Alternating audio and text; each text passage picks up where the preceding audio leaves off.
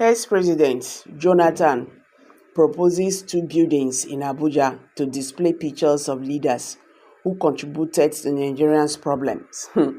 And these have generated a lot of reactions from Nigerians.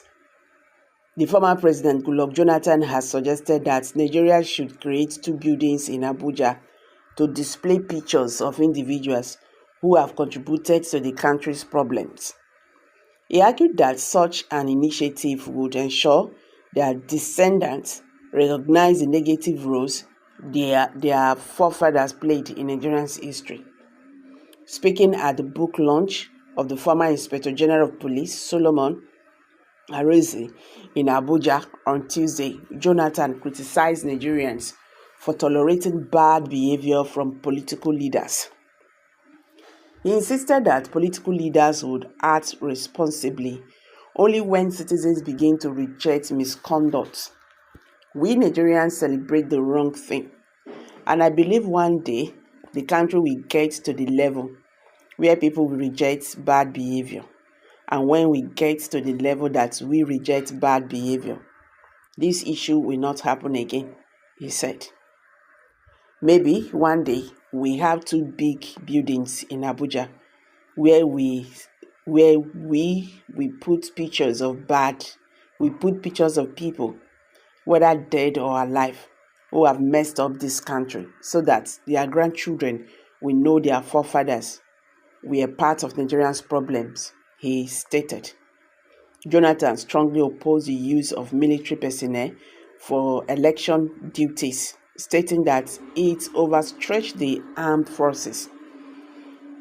He emphasized that elections should primarily be managed by the police and the Independent National Electoral Commission (INEC). Having been the president of this country before, when you talk about internal security, it is an area that touches my heart. And especially when you talk about election security again, it is an area that touches my heart. One gets worried when it comes to Nigeria elections, he noted. Jonathan compared Nigeria's election security with that of Botswana and Senegal, where the military's involvement is minimal. They explained that in Botswana, police officers handle election security, while the military forces on securing government facilities. In Senegal, polling stations are managed by electoral officers, with police stationed outside to intervene only if necessary. I just came back from Botswana some months back during the election. It is a very small country with a small population, so almost all the police officers were used for the election, he said. What the military does is that those regular duties that the police officers were doing, including securing the police headquarters, the military took over.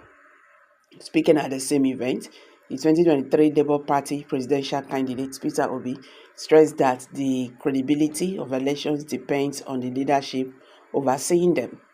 He recalled how he earned a fair electoral process in his state during Jonathan's administration. I have experienced a free and fair election during my second tenure as governor under President Jonathan.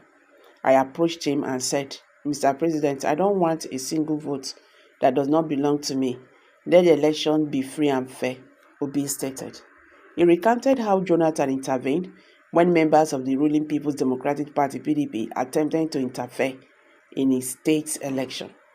"I have so many people together with me.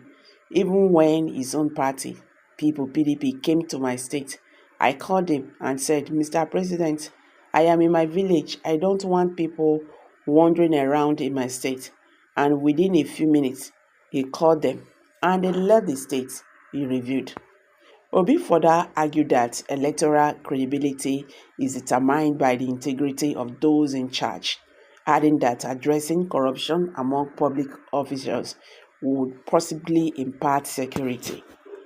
If we want to talk about security, when we stop stealing as public officers, all these criminals equally learn from us, and even policemen will do their work better.